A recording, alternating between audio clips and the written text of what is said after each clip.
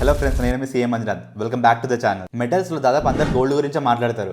But సైలెన్స్గా record break చేసిన metal, అందరినీ సర్ప్రైజ్ చేసిన మెటల్ ఏదైనా ఉంది అంటే సిల్వర్.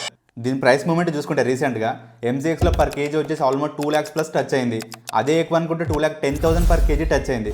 అదే ఎక్కువ అనుకుంటే ఆల్మోస్ట్ 2,17,000 పర్ కేజీ ఫిజికల్ మార్కెట్లో డిమాండ్ చేసింది. ఇది లాస్ట్ 12 months డేటా బేస్ చేసుకొని రిటర్న్స్ పాయింట్ ఆఫ్ వ్యూలో మాట్లాడితే లైక్ గ్లోబల్ లెవెల్లో చూసుకుంటే గోల్డ్ వచ్చేసి ఆల్మోస్ట్ లైక్ 56% రిటర్న్ ఇస్తే like silver on the other hand వచ్చేసి ఆల్మోస్ట్ 85% రిటర్న్ ఇచ్చింది. ఇవే రిటర్న్స్ ఒకవేళ ఇండియా పాయింట్ ఆఫ్ వ్యూలో మాట్లాడితే లైక్ గోల్డ్ వచ్చేసి ఆల్మోస్ట్ 66% దాకా రిటర్న్స్ వస్తే on the other hand silver వచ్చేసి ఆల్మోస్ట్ 85 to 91% దాకా రిటర్న్స్ వచ్చాయి. క్లియర్ కట్గా గోల్డ్తో కంపారిజన్ చేస్తే returns point of view almost 1.5 to 2 times దాకా రిటర్న్స్ జనరేట్ చేసింది. మరి ఇలాంటి హాట్ బర్నింగ్ టాపిక్ గురించి లైక్ మనం అనాలిసిస్ చేయకపోతే ఎలా? దీని డీటెయిల్ అనాలిసిస్ ఏంటో ఒకసారి బ్రేక్ డౌన్ చేద్దాం పదండి. మెయిన్గా ఈ రోజు మన వీడియోలో ఈ సిల్వర్ రిలేటెడ్గా అయితే లాస్ట్ 2-3 monthsలో ర్యాలీ జరిగిందో, ఆ ర్యాలీ అయితే ఉంది లైక్ నార్మల్ అబ్నార్మల్ దాని పాయింట్లో మాట్లాడదాం. అలాగే లైక్ ఇలా పెరగడానికి, ఇలా ర్యాలీ అవ్వడానికి మెయిన్ రీజన్స్ ఏంటో ఒకసారి చూద్దాం. అలాగే ఈ ప్రైస్ మూమెంట్ పాయింట్ ఆఫ్ వ్యూలో మాట్లాడితే లైక్ ఇంకా ప్రైస్ పెరగడానికి స్కోప్ ఉందా, లేకపోతే ఇది మెచ్యూరిటీ స్టేజా? ఒకవేళ పెరగడానికి స్కోప్ ఉంటే ఎంత పెరగవచ్చు, లేకపోతే పడడానికి స్కోప్ ఉంటే లైక్ ఇక్కడ దాకా స్టెబిలైజ్ అవ్వచ్చు ప్రైస్ అనేది అన్న పాయింట్స్ కూడా డీటెయిల్ గా డిస్కస్ చేద్దాం. అలాగే సిల్వర్ పాయింట్ ఆఫ్ వ్యూలో ఇంత బూమింగ్ ఉంది కాబట్టి ఇప్పుడు ద మోస్ట్ ఇంపార్టెంట్ టాపిక్ వచ్చేసి గోల్డ్తో కంపేర్ చేస్తే సిల్వర్ అనేది బెటరా, లేకపోతే గోల్డే చూస్ చేసుకోవాలా, సిల్వర్ చూస్ చేసుకోవాలా అన్నది కూడా క్లారిటీగా డీటెయిల్గా బ్రేక్ డౌన్ చేసి అనాలిసిస్ చేద్దాం. సో వీడియో చాలా ఇన్ఫర్మేటివ్గా ఉంటుంది, ఎక్కడ స్కిప్ చేయకుండా లాస్ట్ వరకు చూడండి. మా ఎక్స్ప్లెనేషన్ కంటెంట్ మీకు నచ్చినట్టయితే మీ ఫ్రెండ్స్ తోటి, ఫ్యామిలీ తోటి షేర్ చేయడం మాత్రం అస్సలు మర్చిపోకండి. ఛానల్కి కొత్తగా వచ్చిన వాళ్ళు, మా వీడియోని ఫస్ట్ టైం చూస్తున్న వాళ్ళు తెలుసు కదా, సబ్స్క్రైబ్ చేస్తారో లేదో ఒకసారి కన్ఫర్మ్ చేసుకోండి. ఇంకా సబ్స్క్రైబ్ చేసి ఉండకపోతే ఒక 2 seconds టైం తీసుకొని సబ్స్క్రైబ్ చేయండి. మీ టైం వేస్ట్ చేయకుండా వీడియోలోకి వెళ్ళిపోదాం. వీడియోలోకి వెళ్ళకన్నా ముందు ఒక బేసిక్ థింగ్ మీద క్లారిటీ తెచ్చుకుందాం. ఏంటంటే సపోజ్ ఒక ఐటమ్ ఉందనుకోండి, దాని యొక్క ప్రైస్ ఎప్పుడు పెరుగుతుంది, ఎప్పుడు తగ్గుతుంది? ఎస్, బేసిక్ ఎకనామిక్స్ అందరికి తెలిసిందే కదా, సప్లై డిమాండ్.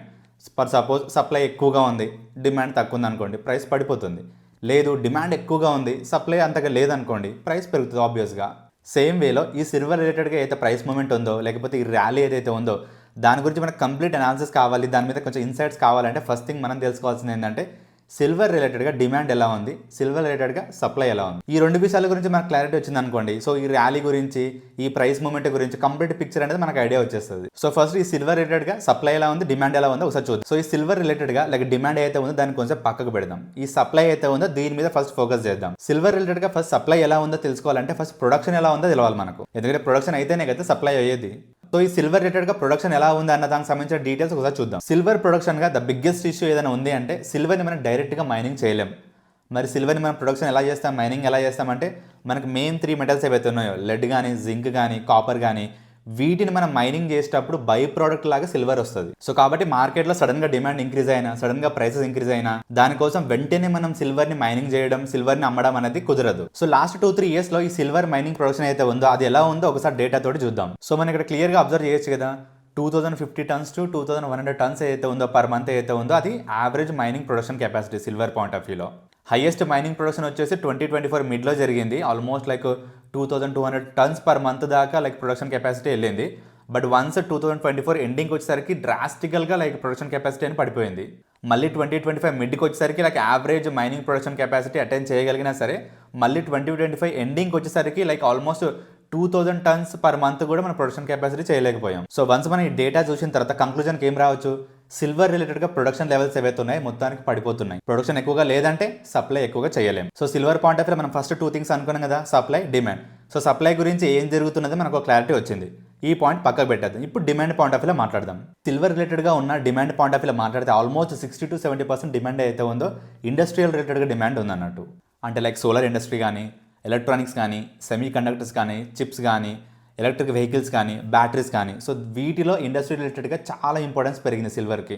ఇందులో మెయిన్గా మాట్లాడాలంటే ఎనర్జీ సెక్టర్, అలాగే ఈవీ సెక్టర్, ఈ రెండిట్లో సిల్వర్ కన్సంప్షన్ చాలా ఎక్కువగా పెరిగిపోయింది. ఇలా 30-40% డిమాండ్ ఏదైతే ఉందో లైక్ జ్యువెలరీ నుంచి, సిల్వర్ వేర్ నుంచి, అలాగే కాయిన్స్ ఏవైతే ఉంటాయో వాటి నుంచి వస్తుంది. అలాగే హాస్పిటల్ పాయింట్ ఆఫ్ వ్యూలో మాట్లాడితే మెడికల్ అలాగే health care use point of వ్యూలో కూడా సిల్వర్ని బాగానే యూజ్ చేస్తారు. సో ఈ సిల్వర్ రిలేటెడ్గా డిమాండ్ పాయింట్ ఆఫ్ వ్యూలో చూసుకుంటే బోత్ ఇండస్ట్రియల్ పాయింట్ ఆఫ్ వ్యూలో గట్టి డిమాండే ఉంది, నాన్ ఇండస్ట్రియల్ పాయింట్ ఆఫ్ వ్యూలో కూడా చాలా మంచి డిమాండే కనిపిస్తుంది. ఇక మనం డిమాండ్ పాయింట్ ఆఫ్ వ్యూలో ఏవైతే పాయింట్స్ డిస్కస్ చేసామో అవన్నీ కూడా ఇంక్రీజింగ్ డిమాండ్, అంటే నెక్స్ట్ 2-3 yearsలో కానీ, నెక్స్ట్ 4-5 yearsలో కానీ డిమాండ్ ఇంక్రీజ్ అవ్వడానికి స్కోప్ ఉంది కానీ తగ్గడానికి స్కోప్ లేదు. డిమాండ్ పాయింట్ ఆఫ్ వ్యూలో increasing demand, but supply point of వ్యూలో decreasing production. Basic economy point of వ్యూలో ఏం జరగాలి? ఎస్, ప్రైస్ పెరగాలి. ఇప్పుడు మనం ఎగ్జాక్ట్గా చూస్తుంది కూడా ఇదే సినారియో. అందుకే సిల్వర్ రిలేటెడ్గా ప్రైసెస్ అనేది ఇంత మూమెంట్గా అనిపిస్తుంది మనకు. గ్లోబల్ లెవెల్లో ఈ సిల్వర్ సప్లై ఎలా ఉంది, ఈ సిల్వర్ డిమాండ్ ఎలా ఉందో ఒకసారి డేటా తోటి కంపారిజన్ చేద్దాం. మనం ఇక్కడ క్లియర్గా అబ్జర్వ్ చేసుకుంటే 2016లో సప్లై పాయింట్ ఆఫ్ వ్యూలో మాట్లాడితే 1057 మిలియన్ ounces ఉంది. 2025 వచ్చేసరికి అదే సప్లై వచ్చేసి 1030 మిలియన్ ouncesకి వచ్చింది. అంటే సప్లై తగ్గిపోయింది. డిమాండ్ పాయింట్ ఆఫ్ వ్యూలో మాట్లాడుకుంటే లైక్ 2016లో 993 మిలియన్ ounces డిమాండ్ ఉంటే 2025 వచ్చేసరికి 1148 మిలియన్ ounces డిమాండ్కి వచ్చింది. అంటే డిమాండ్ ఇంక్రీజింగ్ ఆర్డర్లో ఉంది, సప్లై డిక్రీజింగ్ ఆర్డర్లో ఉంది.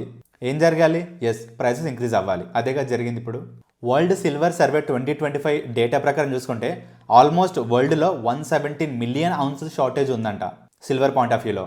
సో సిల్వర్ రిలేటెడ్గా డిమాండ్కి సప్లైకి ఎంత గ్యాప్ ఉందో మనం అర్థం చేసుకోవచ్చు.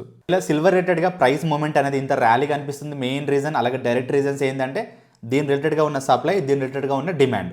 డైరెక్ట్ రీజన్స్ కాకుండా ఇండైరెక్ట్ రీజన్ కూడా ఉంది. అందులో మెయిన్ థింగ్ వచ్చేసి ఏంటంటే మన కరెన్సీ అయితే ఉందో, రూపీ అయితే ఉందో వీక్ అవ్వడం. రూపీ వీక్ అవ్వడం సిల్వర్ ప్రైసెస్ మీద ఎలాంటి ఎఫెక్ట్ ఇస్తుంది అన్నది తెలుసుకోకుండా ముందు ఫస్ట్ థింగ్ వచ్చేసి మనకి ఇండియా రిలేటెడ్గా చూసుకుంటే దీని డిమాండ్కి ఎంత పర్సంటేజ్ మనం ఇంపోర్ట్ చేసుకుంటున్నాం, ఆ ఇంపోర్ట్ పెరిగిందా తగ్గిందా అన్న పాయింట్ మనం క్లారిటీగా అర్థం చేసుకుంటే రూపీ వీక్ అవ్వడం వల్ల ఈ ప్రైసెస్ మీద ఎలాంటి ఎఫెక్ట్ చూపించిందో మనకు క్లియర్గా అర్థమవుతుంది.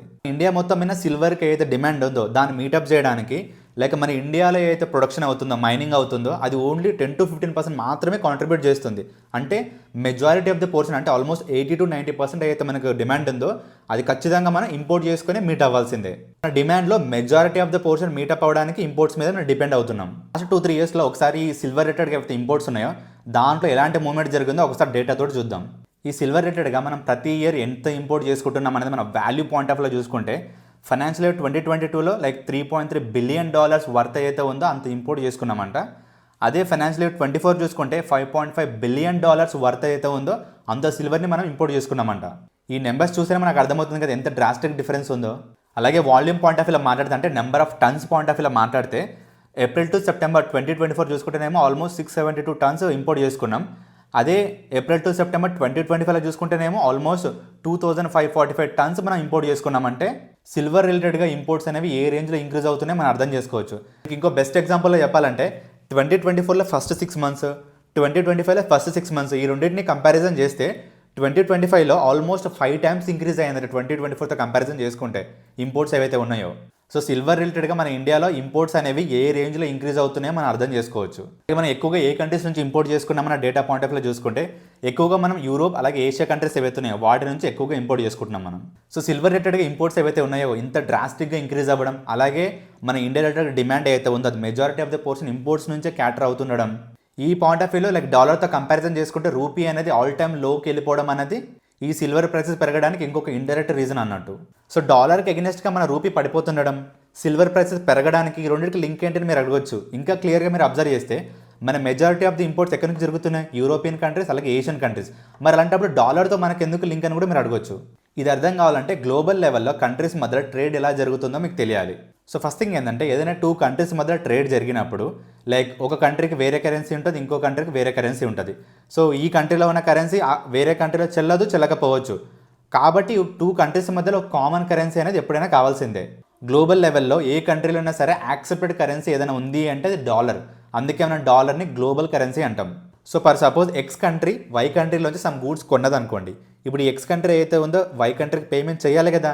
సో దీనికి ప్రాసెస్ ఏంటంటే ఫస్ట్ ఎక్స్ కంట్రీ అయితే ఉందో తన కరెన్సీ నుంచి ఫస్ట్ డాలర్స్ కొంటుంది, ఆ డాలర్స్ని వై కంట్రీకి పేమెంట్ చేస్తుంది.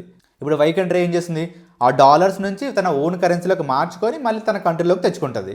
సో ఇలా గ్లోబల్ లెవెల్లో ఏ 2 countries మధ్య ట్రేడ్ జరిగినా సరే కామన్గా యూజ్ చేసే కరెన్సీ డాలర్. అందుకే డాలర్కి అంత ఇంపార్టెన్స్ గ్లోబల్ లెవెల్లో. దీన్ని మన ఇండియా పాయింట్ ఆఫ్ వ్యూలో మాట్లాడితే యూరోప్ కంట్రీ నుంచి మనం సిల్వర్ ఇంపోర్ట్ చేసుకున్నప్పుడు మనం పేమెంట్ చేయాలి. సో పేమెంట్ మన డైరెక్ట్ మన కరెన్సీ తోటి చేయలేం. సో ఫస్ట్ మన రూపీస్ని యూజ్ చేసుకుని డాలర్స్ కొనాలి. ఎంతైతే వర్త్ ఉందో, సపోజ్ మనకి ఎంతైతే పేమెంట్ చేయాలో అంత వర్త్ డాలర్స్ కొనాలి. ఆ డాలర్స్ని యూరోప్ కంట్రీస్కి ఇచ్చేసేయాలి. So for suppose 6 months back ఒక డాలర్ వాల్యూ 85 rupees అనుకోండి. అంటే 6 months బ్యాక్ మనం లైక్ సిల్వర్కి పేమెంట్ చేయడానికి ఒక డాలర్ కోసం 85 rupees ఇచ్చేది. ఇప్పుడు ఒక డాలర్ వచ్చేసి ఆల్మోస్ట్ 90 rupees లైక్ వాల్యూ ఉంది. సో కాబట్టి ఇప్పుడు పేమెంట్ చేయడానికి సిల్వర్కి పేమెంట్ చేయడానికి ఒక డాలర్ కన్వర్ట్ చేయడానికి 90 rupees ఇవ్వాల్సి వస్తుంది. అంటే 6 monthsతో కంపారిజన్ చేస్తే సిల్వర్కి మనం ఎక్కువగా పేమెంట్ చేస్తున్నాం అంటే సిల్వర్ ప్రైస్ పెరిగినట్టే కదా. సో సిల్వర్ రిలేటెడ్గా దాని ప్రైసెస్ పెరగడానికి దాని యొక్క సప్లై డిమాండ్ అనేది డైరెక్ట్ ఇంపాక్ట్ అయితే ఇలా రూపీ వీక్ అవ్వడం అయితే ఉందో ఇండైరెక్ట్ ఇంపాక్ట్ అన్నట్టు సిల్వర్ ప్రైసెస్ పెరగడానికి. సో ఇలా లాస్ట్ 2-3 మంత్స్లో సిల్వర్ ప్రైసెస్ మూవ్మెంట్కి లైక్ డైరెక్ట్ రీజన్స్ ఏంటి, ఇండైరెక్ట్ రీజన్స్ ఏంటి మీకు క్లియర్గా అర్థమైనాయని అనుకుంటున్నాను నేను. ఈ సిల్వర్ రిలేటెడ్గా రీసెంట్గా జరిగిన కొన్ని ఇంట్రెస్టింగ్ ఫ్యాక్ట్స్ ఒకసారి చూద్దాం. రష్యా కంట్రీ అయితే ఉందో తన దగ్గర ఉన్న సిల్వర్ రిలేటెడ్ రిజర్వ్స్ని ఇంకా పెంచుకోవడానికి like significant portion of funds allocate చేసిందంట. అలాగే సౌదీ అరేబియా సెంట్రల్ బ్యాంక్ అయితే ఉందో సిల్వర్ రిలేటెడ్గా ఈటీఎఫ్స్ ఏవైతే ఉన్నాయో దాంట్లో ఎక్కువగా ఇన్వెస్ట్మెంట్ చేస్తుందంట. అలాగే సిల్వర్ ఈటీఎఫ్స్లో మనీ ఇన్ఫ్లో ఎంత ఉంది అనేది మన data point of view, graph point of view చూసుకున్నా సరే ఎంత సిగ్నిఫికెంట్ గ్రోత్ కనిపిస్తుందో మనం అర్థం చేసుకోవచ్చు. అలాగే రీసెంట్గా లైక్ నిప్పాన్ ఇండియా అయితే సిల్వర్ ఈటీఎఫ్ ఉందో అందులో ఆల్మోస్ట్ లైక్ 10,000 crores ఏయూఎం క్రాస్ అయిందంటే. అంటే లైక్ ఈ సిల్వర్ రిలేటెడ్గా లైక్ గ్రోయింగ్ డిమాండ్ అంటే మనం అర్థం చేసుకోవచ్చు.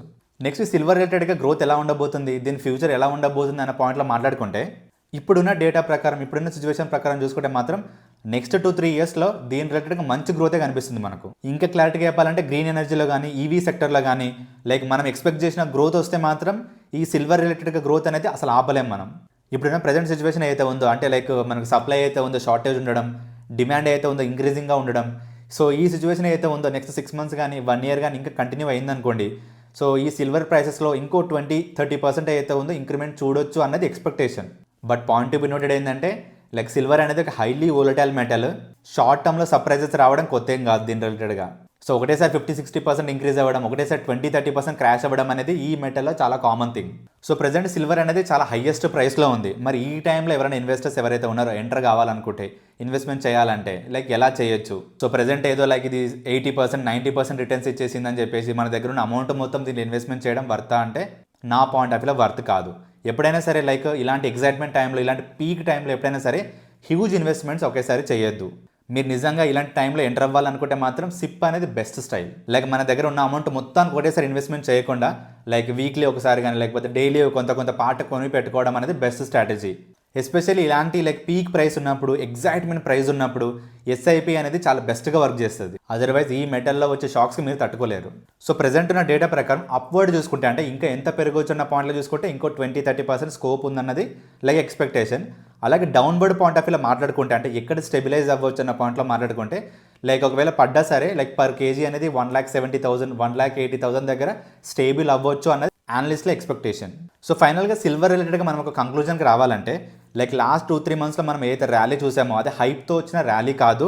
నిజంగా దాని సప్లై అలాగే డిమాండ్, దాంతోపాటు ఇండైరెక్ట్ ఫ్యాక్టర్స్ ఏవైతే ఉన్నాయో దాని ఇంపోర్ట్ రిలేటెడ్గా కానీ రూపీ వీక్ అవ్వడం కానీ ఇవేవైతే ఉన్నాయో ఇవన్నీ ఫ్యాక్టర్స్ కలిసి ఒక పెద్ద ర్యాలీ అవ్వడానికి స్కోప్ ఇచ్చింది. కమింగ్ ఇయర్స్లో కూడా 2026 కానీ 2027లో కూడా లైక్ సిల్వర్ రిలేటెడ్గా లైక్ మంచి మార్కెటే క్రియేట్ అయి ఉంది ఆల్రెడీ మనకు. సో ఒకవేళ ఎనర్జీ సెక్టర్ కానీ లేకపోతే ఈవీ సెక్టర్లో ఏ ఒక్కటి మంచి క్లిక్ అయినా సరే వరల్డ్ వైడ్గా సిల్వర్ రిలేటెడ్గా మంచి డిమాండ్ క్రియేట్ అవ్వడానికి హైయెస్ట్ స్కోప్ ఉంది. సో నా పాయింట్ ఆఫ్ వ్యూలో సిల్వర్ రిలేటెడ్గా లైక్ షార్ట్ టర్మ్లో వోల్టాలిటీ ఉంటుంది, బట్ లాంగ్ టర్మ్లో దీనికి ఉన్న ఎక్స్పెక్టెడ్ గ్రోత్ ప్రకారం చూసుకుంటే మంచి బుల్లిష్ మార్కెట్ ఎస్టాబ్లిష్ అవ్వడానికి స్కోప్ ఉంది. సో ఇదంతా విన్న తర్వాత మీరు ఒక క్వశ్చన్ తోటి రెడీగా ఉన్నారని నాకు అర్థమైపోయింది. లైక్ సిల్వర్కి లాంగ్ టర్మ్లో మంచి బుల్లిష్ మార్కెట్ ఎస్టాబ్లిష్ అవ్వబోతుంది కాబట్టి so long term point of వ్యూలో చూసుకుంటే గోల్డ్తో కంపారిజన్ చేసుకుంటే సిల్వర్ అనేది బెస్ట్ ఇన్వెస్ట్మెంట్ ఆప్షన్ అన్నమాట అని మీ డౌట్ అని అర్థమైంది నాకు. బట్ వెయిట్, ఆ కంక్లూజన్కి రాకన్నా ముందు ఫస్ట్ సిల్వర్కి గోల్డ్కి కొంచెం కంపారిజన్ చేద్దాం. సో ఫస్ట్ వచ్చేసి స్టెబిలిటీ అలాగే వోలటాలిటీ పాయింట్ ఆఫ్ వ్యూలో మాట్లాడదాం. ఫస్ట్ గోల్డ్ పాయింట్ ఆఫ్ వ్యూలో మాట్లాడుకుంటే ఎక్కువ వోలటాలిటీ కనిపించదు. అంటే ఒకటేసారి పెరగడం, ఒకటేసారి డౌన్ అవ్వడం అనేది జరగదు. అలాగే దీని ప్రైస్ అయితే ఉందో స్టేబుల్ ప్రైస్ మూమెంట్ ఉంటుంది గోల్డ్ రిలేటెడ్గా. వేరే సిల్వర్ పాయింట్ ఆఫ్ వ్యూలో మాట్లాడితే హై వోలటాలిటీ అంటే షార్ప్ అప్స్ కనిపిస్తాయి, అలాగే షార్ప్ డౌన్స్ కనిపిస్తాయి. సో కాబట్టి స్టెబిలిటీ అలాగే వోలటాలిటీ పాయింట్ ఆఫ్ వ్యూలో మాట్లాడితే గోల్డ్ అనేది మచ్ సేఫర్, అలాగే మోర్ ప్రిడిక్టబుల్. అంటే ప్రైస్ మూమెంట్ ఎక్కడికి వెళ్ళబోతుంది అనేది ఒక ప్రిడిక్షన్ అయితే వేయొచ్చు మనం. నెక్స్ట్ వీటికి డిమాండ్ పాయింట్ ఆఫ్ వ్యూలో మాట్లాడితే గోల్డ్ డిమాండ్ మెయిన్గా వచ్చేసి సెంట్రల్ బ్యాంక్స్, కంట్రీస్ అంటే కంట్రీ లెవెల్ డిమాండ్ ఉంటుంది ఏది గోల్డ్కి. వేరే సిల్వర్కి మనం ఇంతకుముందు మాట్లాడుకున్నాం కదా, ఆల్మోస్ట్ 60-70% డిమాండ్ అయితే ఉందో ఇండస్ట్రీ నుంచి వస్తుంది. Next risk management point of వ్యూలో మాట్లాడితే అంటే ఫర్ సపోజ్ కంట్రీ కానీ లేకపోతే స్టాక్ మార్కెట్లు కానీ లేకపోతే ఎకానమీ కానీ మొత్తం క్రాష్ అయ్యిందనుకోండి, ఆ పాయింట్లో లైక్ ప్రతి ఒక్కరి దగ్గర మిగిలేది ఏదైనా ఉంది అంటే గోల్డ్. బట్ వేరే సిల్వర్ పాయింట్ ఆఫ్ వ్యూలో మాట్లాడితే ఎకానమీ స్లో డౌన్ అయినా, కంట్రీ మొత్తానికి క్రాష్ అయినా, స్టాక్ మార్కెట్ క్రాష్ అయినా దానికి ఈక్వల్గా ఈ సిల్వర్ కూడా క్రాష్ అయిపోతుంది. సో కాబట్టి క్రైసిస్ వచ్చినప్పుడు మీ క్యాపిటల్ని, మీ ఇన్వెస్ట్మెంట్స్ని కాపాడాలి అంటే సిల్వర్తో కంపారిజన్ చేసుకుంటే గోల్డ్ అనేది చాలా సేఫర్. అలాగే నెక్స్ట్ మన పోర్ట్ఫోలియోలో దీని రోల్ పాయింట్ ఆఫ్ వ్యూలో మాట్లాడితే గోల్డ్ని మన పోర్ట్ఫోలియో ఉంచుకోవడం వల్ల లైక్ ఇన్ఫ్లేషన్ని హెడ్జ్ చేయొచ్చు. మెయిన్గా కూడా చెప్పాలంటే ఒక పోర్ట్ఫోలియో డైవర్సిఫికేషన్లో గోల్డ్ అనేది ఇంక్లూడ్ చేస్తున్నామంటే మన ఇన్ఫ్లేషన్ని బీట్ చేయడానికి. వేరే సిల్వర్ పాయింట్ ఆఫ్ వ్యూలో మాట్లాడితే మెయిన్గా చెప్పాలంటే దీని యొక్క గెయిన్స్ మనం రీప్ చేసుకోవడానికే. సో గోల్డ్ని ఇంక్లూడ్ చేసుకోవడానికి ఒక రీజన్ ఉంది. బట్ సిల్వర్ని ఇంక్లూడ్ చేసుకోవడానికి ప్యూర్గా ఆపర్చునిటీ మనం గెయిన్ చేసుకోవడానికి మాత్రమే. సో ఒకవేళ గోల్డ్ వర్సెస్ సిల్వర్ దీనికి మనం ఒక కంక్లూజన్ లాగా ఇవ్వాలి అంటే నా పర్సనల్ పాయింట్ ఆఫ్ వ్యూలో ఏంటంటే గోల్డ్ని సిల్వర్ని ఇక నుంచి కంపారిజన్ చేయడం మనం ఆపేసేయాలి. ఎందుకంటే గోల్డ్కున్న ప్రయారిటీ వేరు, సిల్వర్కున్న ప్రయారిటీ వేరు. ఇంతకు ముందు లైక్ ట్రెండ్ ఎలా ఉందంటే గోల్డ్ ఇంక్రీజ్ అయింది అనుకోండి సిల్వర్ కూడా ఇంక్రీజ్ అయ్యేది, గోల్డ్ డిక్రీజ్ అయింది అనుకోండి సిల్వర్ కూడా డిక్రీజ్ అయ్యేది. బట్ ప్రెజెంట్ ఉన్న ట్రెండ్ ప్రకారం చూసుకుంటే గోల్డ్ టు సిల్వర్ రేషియో అంటే గోల్డ్తో కంపారిజన్ చేసుకుంటే సిల్వర్ అనేది లైక్ ఇంక్రీజింగ్లో ఉందా డిక్రీజింగ్లో ఉందా అన్న పాయింట్లో మాట్లాడుకుంటే ఒకప్పుడు అనేది గోల్డ్ టు సిల్వర్ రేషియో 100+ ఉండేది. అంటే గోల్డ్ ఇంక్రీజ్ అయితే సిల్వర్ కూడా ఇంక్రీజ్ అయ్యేది. బట్ లేటెస్ట్ ట్రెండ్స్ ప్రకారం చూసుకుంటే గోల్డ్ టు సిల్వర్ రేషియో అయితే ఉందో <70కి వచ్చింది. అంటే సిల్వర్ అనేది తన ఓన్గా గ్రో అవ్వడం స్టార్ట్ అయింది. అందుకే రేషియో మనం చూసుకున్నట్టయితే <70కి వచ్చింది. సో కాబట్టి గోల్డ్ తన ఓన్గా గ్రో అవుతుంది, సిల్వర్ కూడా తన ఓన్గా స్పెసిఫిక్ వే క్రియేట్ చేసుకుని గ్రో అవ్వడం స్టార్ట్ అయింది. సో కాబట్టి గోల్డ్లో సిల్వర్లో ఏది బెస్ట్ అనేది లైక్ ఇప్పుడు వర్త్లెస్ క్వశ్చన్ అది. సో నా పాయింట్ ఆఫ్ వ్యూలో గోల్డ్కి ఇంతకుముందు అయితే ఇంపార్టెన్స్ ఉందో ఆ ఇంపార్టెన్స్ ఇంకా స్టిల్ ఉంటుంది. గోల్డ్ అనేది ఎప్పటికైనా బెస్ట్ ఆప్షనే. బట్ సిల్వర్ అయితే ఉందో రానున్న లైక్ 2-3 ఇయర్స్లో లైక్ దీనికి మంచి బుల్లిష్ మార్కెట్ ఎస్టాబ్లిష్ అవ్వడానికి స్కోప్ ఉంది. ఇది కూడా one of the best investment opportunity అవ్వడానికి స్కోప్ ఉంది. సో కాబట్టి సిల్వర్ని కూడా మన పోర్ట్ఫోలియోలో ఇంక్లూడ్ చేసుకొని దాని ఎక్స్పోజర్ తీసుకోవడానికి ట్రై చేయాలి. కానీ గోల్డ్ సిల్వర్ ఈ రెండింటిని కంపారిజన్ చేసుకొని ఏదో ఒక దాంట్లో ఇన్వెస్ట్మెంట్ చేసుకుంటా అనేది అంత మంచి డెసిషన్ కాకపోవచ్చు. బట్ చెప్పాను కదా ఇప్పుడున్న ప్రజెంట్ సిచ్యువేషన్స్లో మాత్రం సిల్వర్లోకి మీరు ఎంటర్ అవ్వాలంటే మాత్రం సిప్ అనేది బెస్ట్ స్ట్రాటజీ. అనవసరంగా హ్యూజ్ ఇన్వెస్ట్మెంట్స్ని ఒకటేసారి ఇన్వెస్ట్మెంట్ చేయకండి. ఎందుకంటే మార్కెట్ చాలా బూమ్లో ఉంది, ఆల్రెడీ పీక్లో ఉంది. ఈ టైంలో ఏదైనా కరెక్షన్ జరిగిందంటే మాత్రం మీ ఇన్వెస్ట్మెంట్స్కి లైక్ ఎలాంటి గ్యారంటీ ఉండదు. సో కాబట్టి బీ కాషియస్. సో అంతే అండి, వీడియో ఎండింగ్లోకి వచ్చేసాము. మా కంటెంట్ ఎక్స్ప్లెనేషన్ మీకు నచ్చిందని అనుకుంటున్నాను. వీడియో మీకు ఎలా అనిపించిందో కామెంట్ చేయడం మాత్రం మర్చిపోకండి. ఇలాంటి ఇంట్రెస్టింగ్ వీడియోస్ ఇంకా ఎన్నో మీ ముందుకు తీసుకురావడానికి అలాంటి చిన్న కామెంట్స్ మమ్మల్ని ఎంతగానో మోటివేట్ చేస్తాయి. అలాగే వీడియో యూస్ఫుల్ అనిపిస్తే మీ ఫ్రెండ్స్ తోటి ఫ్యామిలీ తోటి షేర్ చేయడం మాత్రం అస్సలు మర్చిపోకండి. నెక్స్ట్ వీడియోలో ఇంకా ఇంట్రెస్టింగ్ టాపిక్ తోటి మళ్ళీ కలుస్తాను. అంతవరకు సైనింగ్ ఆఫ్ మీ సీఏ మంజునాథ్.